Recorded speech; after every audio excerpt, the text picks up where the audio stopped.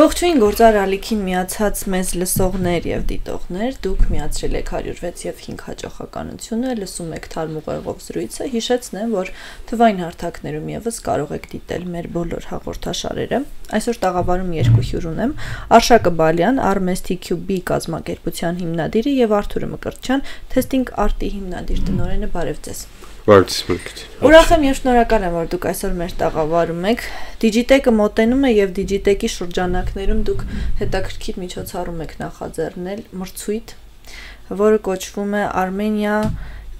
Armenia Software Testing Cup 2025։ Մեզ կպատմեք ինչի մասին է այս մրցույթը եւ որերորդ անգամ է իրականացվում։ Ես սկսեմ երևի, մրցույթը իր պատմությամբ գալիս է 2016 թվականից, ընդհանրապես ասած թեստավորման ուղղության մեջ, երբ որ ես ու Արթուրի հետ աշխատում էինք, նկատեցինք, որ ԱԳ-ին բացեր կան, այդ բացերը լրացնելու համար եկանք ինչ-որ որոշումը դա այդ RMSTQB կազմակերպության հիմնադրումն էր, որը հանդիսանում է միջազգային կազմակերպության հայկական հարթակը, ISTQB կազմակերպության հայկական հարթակն, ISTQB-ին միջազգային հարթակում տարբեր երկրներում ունենալով ներկայացություններ իրականացնում է մասնագիտական զարգացման ծրագրեր ու իրականացնում է այդ զարգացման ծրագրերի հիման վրա մասնագետների որակավորում։ Դա ոնց որ սկիզբն էր ամեն ինչի ու երբ որ նմանատիպ գործունեություն է սկսում ծավալվել ինչ-որ երկրում, դրանից արդեն բխում են տարբեր տարբեր տեսակի միջոցառումներ, մասնավորապես մասնագիտական համայնքի ձևավորում, մասնագիտական համայնքին տրամադրում հնարավորություն զարգացման տարբեր ճանապարհներով, մասնագիտական հանդիպումներ ու տարբեր հետաքրքիր միջոցառումներ։ Սա այդ 16 թվականից եկող բաներ, նախապատմություններ, որը 19 թվականին կարողացան կազմակերպել, որ այդ կառույցի տարբեր երկրների ներկայացուցիչներ տարեկան համաժողովը իրանց կազմակերպեն Հայաստանում եւ այդ առիթը օգտագործեցինք, որպեսզի իրականացնենք առաջին մեծ միջազգային կոնֆերանսը Հայաստանում, որը տևեց 3 օր եւ դրա շրջանակներում նաեւ իրականացրեցինք Armenia Software Testing Cup առաջին մրցույթը։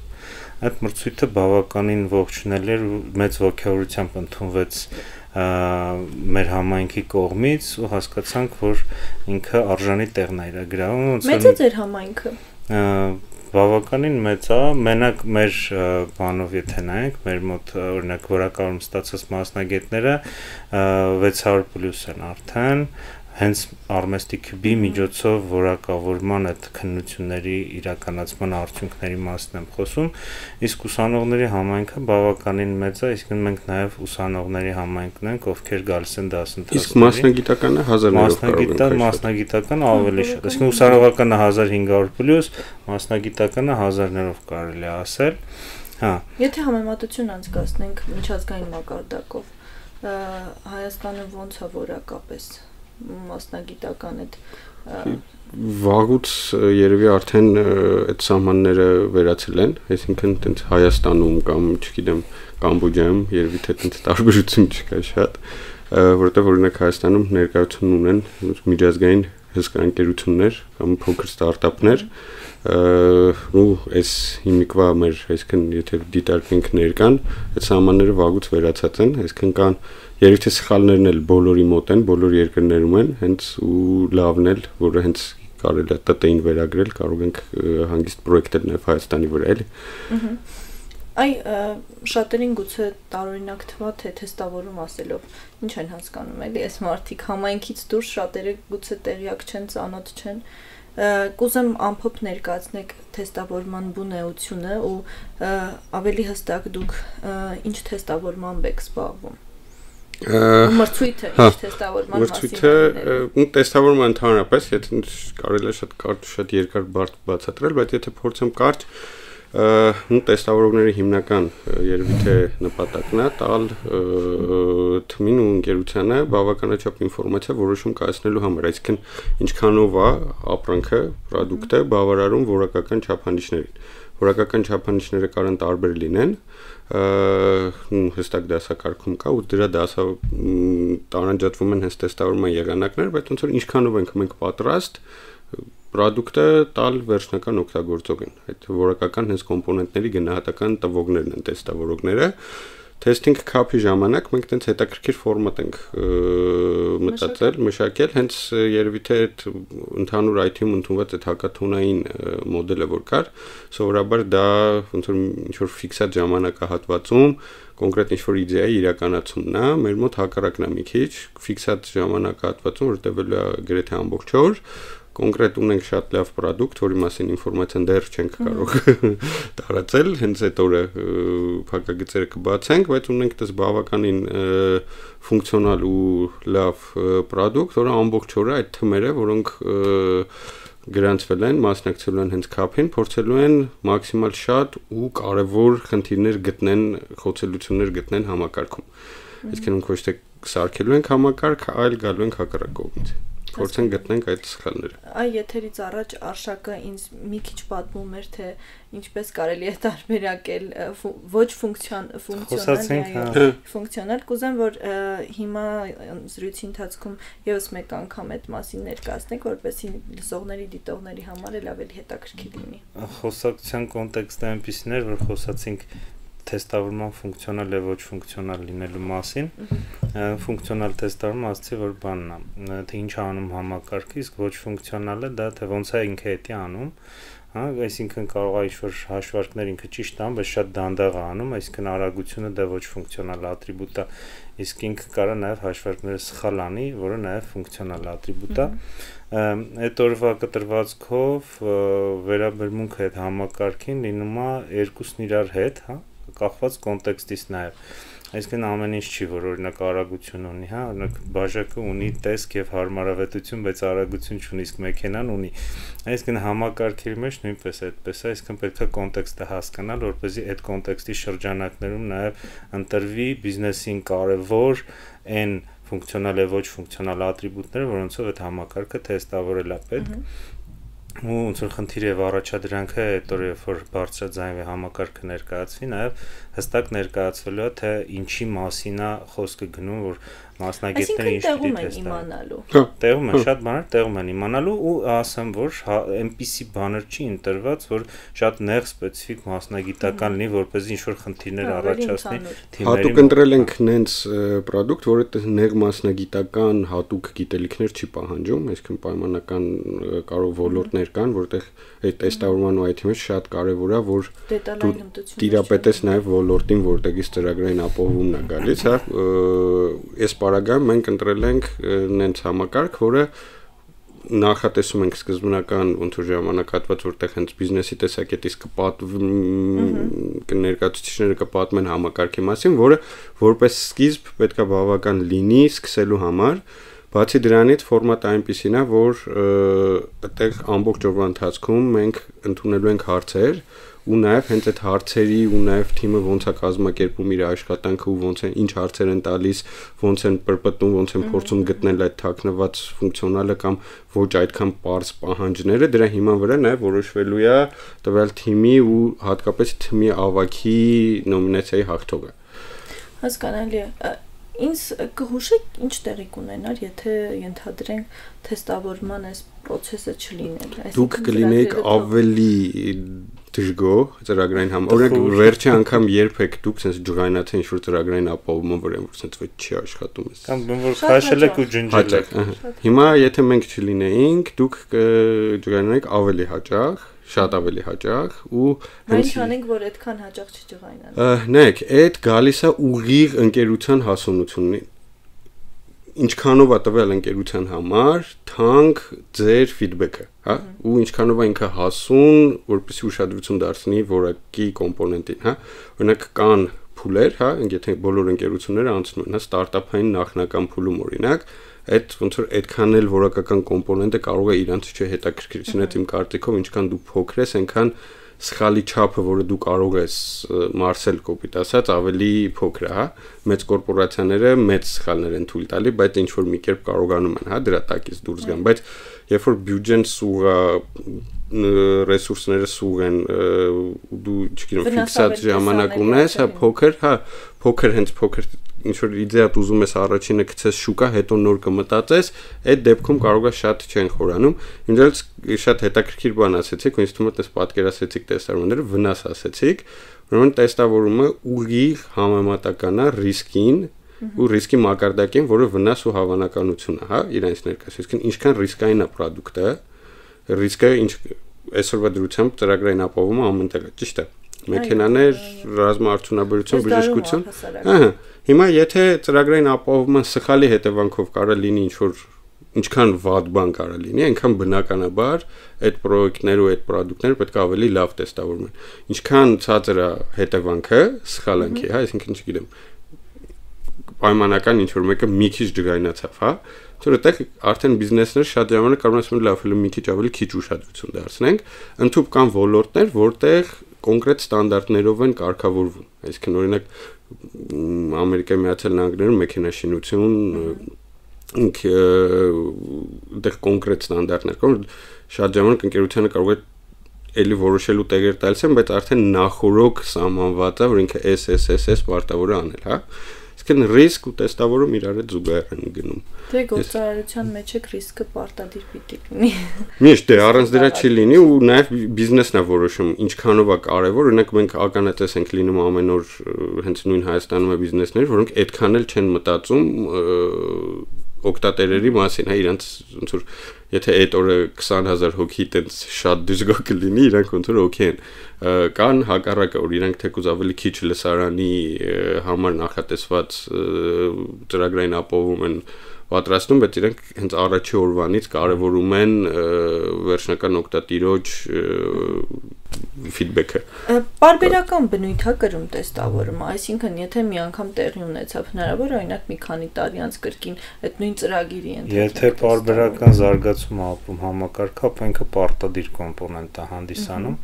որոշ դեպքերում նույնիսկ համակարգը կարա չփոխվի, կարա միջավայրը փոխվի ու նորից պահանջ առաջանա այդ ամեն ինչը թեստավորելու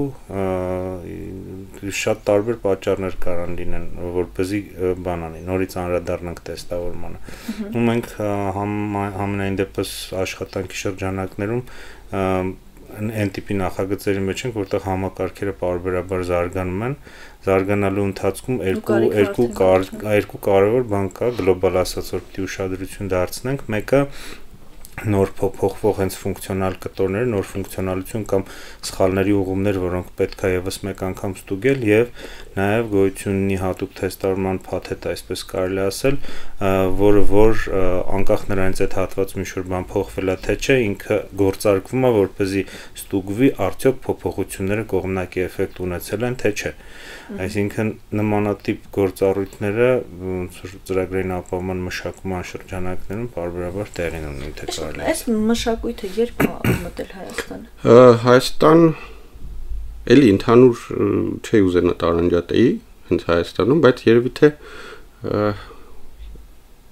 որ հետ եմ գնում, հիշում եմ այն ընկերությունները, որոնք գիտեի, որ թեստավորման թիմ ունեին, ու ես այդ ժամանակ չէի լսել ինչա թեստավորում օրինակ, այդ 2000-ականների կեսերն էին։ Եկել են թվեր, ու երևի թե հենց այդ ժամանակ ընդհանրապես ոնց որ հենց թեստավորումը առանձին որպես մասնագիտացում, երևի թե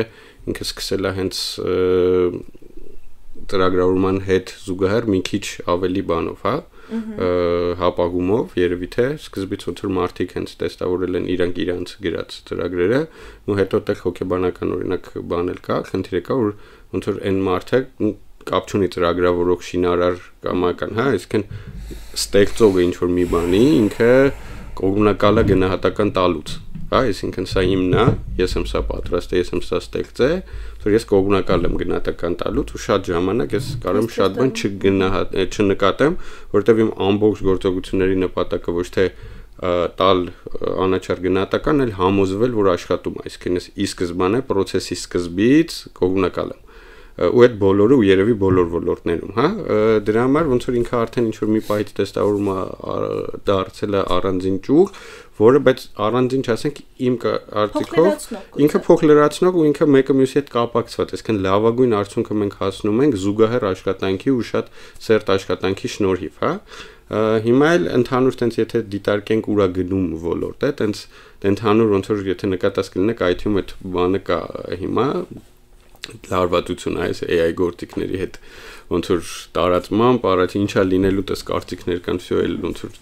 ոչ մի բան չի լինելու։ Այո, բոլորին փոխարինելու։ Հիմա մենք օրինակ կատակ ենք անում, ասում ենք, օքեյ, այս գործիքների շատանալով այդ գեներացված կոդը շատանում է, այսինքն որ առանց մարդու միջամտության գրած, հա, ու գոնե մի հոգի պետք է լինի, որ այդ ամեն ինչի որակակի մասին բանանի, հետևին ու այդ այդպես կես կատակ մասնագիտական, բայց ինչ որ հետաքրքիր տրանսֆորմացիաներ են հիմա երբ ընդհանուր բոլոր մասնագիտությունները ենթարկվում։ Կոնկրետ ձեր դեպքում ինչա տեղի ունենալու։ Մեր դեպքում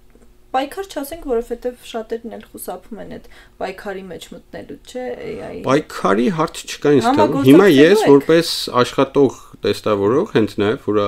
զբաղվում եմ տարբեր խնդիրներով, ես ստացել եմ շատ մատչելի ու շատ լավ օգնական, որը ուղղակիորեն կարգով բարձրացրել է իմ արտադրողականությունը, հա, ասենց ասեմ։ Ինձ թվում է մենք այդ հարթությամբ պետք է նայենք այս ամենին։ Այստեղ շատ կարևոր է, չէ, ինչպես է հաղորդակցվում դու արհեստական բանականության հետ։ Ինչ գիտելիքների բազա ունես, արդյոք կարողանում ես նրան ճիշտ հաղորդագրություն տալ, ինչա քեզ պետք, ինչպես պիտի արվի։ Այդ մասով մենք կարողանում ենք առաջ գնալ, այսինքն լեզուն հասկանալ AI-ի։ Ինձ թվում է հակառակն է գնում։ Հա։ Զարգացում, այսինքն ոնց որ մեզ ավելի հեշտ հասկանում դրակ, այսինքն սկզբ եթե նայում ենք օրինակ այդ ինչ-որ շատ բարձ օրենքներ կան, հա, ոնց է պետք ավելի լավ արդյունք ստանալու համար գրել այդ պրոմպտերը, հա, ձեր որը կան, կամ ոնց է պետք խնդիրը տալ, բնականաբար այդտեղ տարբեր հարցեր կան, որը այդպես ինչ որ քիչ տարբերվող էլ չեն, այսինքն պետք է կոնտեքստը տալ, հիմա եթե ես աշխատակցին էլ ուզում եմ խնդիր տամ, հա, ես իրան կոնտեքստը ինչքան մանրամասն տամ, ինչքան շատ ինֆորմացիա տամ, ինչքան հստակ ձևակերպեմ իմ խնդիրը, այնքան հավանականությունը որ ինքը ավելի քիչ հարցեր տալով կլուծի, մեծ է, չէ՞։ Շատ հետաքրքիր բան ասացիք, կարելի է ընկալել նրան հենց աշխատակից գործընկեր։ Օգնական, հա, միանշանակ հիմա ընդհուպ բաներ կան, օրինակ նաև քարտուղար տարբերակ կան, հա, տարբեր իրավաբան, հաշվապահական, հիմա դաժե sense որ նայում եմ կան ծառայություններ, որ ինքը սովորաբար երբ որ մենք ինչ որ ծառայություն ենք գնում, հա, այդ subscription-ն է, հա, այսինքն հայերեն բառը չգիտեմ կներեք, բաժանորդագրվում ենք, հա, ոնց որ ինչ որ վճարի դիմաց ծառայություն ենք վերցնում, հա, նույնիսկ հիմա կան դեպքեր, որտեղ հենց անունը ոչ թե բաժանորդագրվել է, այլ հայր, այսինքն ընդունել աշխատանքի դու ամսական ընդունում ես աշխատանքի տվյալ ծրագրին, էլի։ Շատ հետաքրքիր է։ Այ վերադառնալով մրցույթին, Արշակ ջան, կասեք, մինչև երբ կարող են գրանցվել ու մասնակցությունը ինչ ֆորմատով է, անձեր են թե թիմեր են։ Հա։ Ուրեմն ես այնտեղ շարունակելով ասում եմ միտքը որտեղից էր այդ ամեն ինչը սկսվել, միտքը կայացավ նրանով, որ այտենց մրցույթ ասելով, այտենց առաջին բանը սպորտային ինչ-որ միջոցառում ես պատկերացնում, դրանից հետո հասկացանք, որ համայնքա ձևավորել ու համայնքում ադրենալինի ավելացման ոնց որ հարց կարելի է լուծել ու այտենց որոշեցինք, որ հենց տեստարման մրցույթ որպես այդպեսին չկար, էլի, ու մենք որոշեցինք, որ այդ ֆորմատը տալով արդեն մտածում էինք, որ կարա հաջողի, իրականում հաջողեց։ Թիմեր են մասնակցում։ Թիմերը 4 հոգուց բաղկացած թիմեր են, ուրեմն մի առաջնորդը թիմի եւ 3 բան թիմակից, այսպես ասած։ Չափորոշիչներ կան մասնակցության։ Երկու ֆորմատ կա, որտեղ կազմակերպությունն առաջադրում իր անվան տակ թիմը եւ անկախ մարդկանցից ձևավորվող թիմեր կան, ովքեր ոնց որ նոր իրանց բանն են ստեղծում, թիմի անուն, լոգո, չգիտեմ ինչ էս տիպի ատրիբուտիկա եւ այլն։ Այդ կոնտեքստում ձևավորվում են թիմերը ու ոնց որ գրանցումը բավականին պարզ բան է ներկայացնում իրանից, օրինակ ունեցել ենք նաև թիմ ուսանողների նախորդին սովորած լավագույն ուսանողներով ինչ-որ թիմ էին ձևավորել, ովքեր եկել էին մասնակցելու հենց տեստարման դասընթացների ավարտին, էլի։ Այսինքն որպես այդպեսին ինչ-որ տենց խիստ չափորոշիչներ, որ դու պետքա ունենաս ինչ-որ փորձ աշխատանքային բան, ինչ-որ այդ տիպի բան չկա, հա Բայց բնականաբար ցանկալի է ինձ թվում, այսինքն ինչքան ոնց որ փորձառու ավելի հետաքրքիր նախ մրցույթը հետաքրքիր է։ Այս տարվանը ասեմ, որ տես բավականին լուրջ առաջատար տես ՏՏ կազմակերպություններն իրենց թիմերը առաջադրել ու ճանաչելով թիմերի անդամներին, տես բավականին փորձառու մարդիկ են լինելու մրցման ժամանակ ու ինքը իրանից ներկայացնում է տես լավ networking բառը ոնց որ հայերեն իր ալտերնատիվ լավ չէ, լավ ցանցային շփումը նեղ մասնագիտական շրջանակներում լավ team building-ը, այսպես ասած, այդ բանի շրջանակներում եւ կազմակերպության անունը ինչու ոչ նաև եւս մեկ անգամ հաղթողի կարգավիճակում բարձրաձայնելու հնարավորություն փակման արարողությունը մրցման տեղի ունենալու հենց Digitech-ի փակման արարողության բեմից։ Նաև այս փորձառությունը ճիշտ եմ հասկանում, որ թիմերի համար հենց իրենց համար թեստավորումը, թե իրենք ինչպես կարող են այն նման կարճ ժամկետներում աշխատել, փորձ ունենալ, այդ իմաստով էլա չէ դրական ինքը։ Յանշանք, ես որ նայում եմ, օրինակ ես որ լինեի թեստավորող, իմ համար ինքը առաջինը տենց շատ ինչ որ հետաքրքիր միջոցառում էր, արժեք որ ասած այդ ադրելինալինը, հա մրցակցություն ինքը միշտ մանավանդ մասնագիտական հետաքրքրում է ինձ թվում է մարդկանց, ինքը հրաշալի թեմային ինչ որ առիթ է, հա, event fund ասենք, միջոցառումը, առիթ, հա, բանով, այսինքն ոնց որ հերթական առիթն է թիմը ավելի ամուր սարքելու, որովհետև օրինակ չգիտեմ, շատ ժամանակ կարող է այդ նույն 4 հոգին տարբեր պրոյեկտների վրա լինեին, նույնիսկ մի ընկերության մեջ, բայց հիմա ոնց որ ուսուսի հենց ես այդ բառն եմ ուզում հայերեն team building-ի չգտա, ինքը իմ կարծիքով առաջնային, տենց շատ լավ, հենց տենց առիթ է team building-ի, տենց բավականին լավ, երկրորդը մասնագիտական կարողությունների ցույց տալու, որտեվ ինքը արժեքը ոնց նշեց, բավականին լավ թմեր կան, ուժեղ թմեր կան ու նաև այդ պայքարն է մասնագիտական, որը շատ հետաքրքիր է ընթանալու ինձ թվում է։ Ես օրինակ հիշում եմ բանը Գյումրի Tech Week-ի ընթացքում որ արեցինք, որ հաղթողների հայտարարելուց 30 րոպե առաջ մենք դեռ անալիզի ու վերջնական հա դեռ հաշվարկները ոնց որ դերասանների սենյակում ենք մենք թատրոնում էր դենտեղ դեգի ունենում ու ոնց որ sense միջև վերջ այդ sense գնում էր sense ովա ավելի շատ միավորներ հավաքելու ովա հաղթելու իմ կարծիքով հա ինքը տենց բավականին բարձր մրցակցության մակարդակով ինչ որ իվենթ է լինելու Եվ վերջում ուզում եմ հարցնել սա ձեզ որպես կազմակերպիչներ ինչ է տալիս Մենք տարիներ առաջ ես իմ տեսակետից երևի ստեղ երկուսը վարի պատասխանենք հենց Արշակը նշեց 16 թվականին երբ որ որոշեցինք Armesty Cube-ին հիմնել երկուսով մեր նպատակը հիմնականում այդ տեստավորումը ավելի ճանաչելի, ավելի տարածված դարձնելն էր հա ու նաև ստեղծել այն հարթակները, որտեղ մարդիկ կկարողանան դառնալ տեստավորողներ, որտեղ այն ժամանակ ունենք համագործակցություններ հիմա բուհերի հետ, մարդիկ ավելի հաճախ են լսում տեստավորման մասին, այսինքն կան արդեն այդ նաև մեր դասընթացները, որը կազմակերպում ենք ու որակավորում այդ արդեն հարթակը կա, որտեղից դառնում են տեստավորող ու նաև նման իվենտներ ու հատկապես զուգակցելով այս իվենտները ավելի մեծ ընդհանուր IT համայնքի իվենտների հետ, նախ առաջին մեզ օգնում է հերթական անգամ հավատարիմ մնալ մեր այդ սկզբնական մտահոգացմանը տեստավորումը դարձնել ավելի տարածված, ավելի ուշադրություն ոնց որ գրավել դրա վրա, երկրորդը այդ ցույց տալ որ ինքը անբաժան մասն է այդ ընդհանուր մեծ IT համայնքի եւ գործառույթների Արշակ ջան համապարփակ պատասխան տվեցիր կարելի ասել, տենց իրական հենց այդ էր ակտիվացնել հնարավորությունները մեծացնել, որովհետև մենք հիշում ենք ժամանակներ, երբ որ սկսած գրականությունից sense թեստավորման ուղղության մեջ ամեն ինչ տենց շատ պրոբլեմատիկ էր այս հիմնելով Armesty Cube-ին տես մի քանի բաներ շատ ավելի մատչելի ու հեշտ դառավ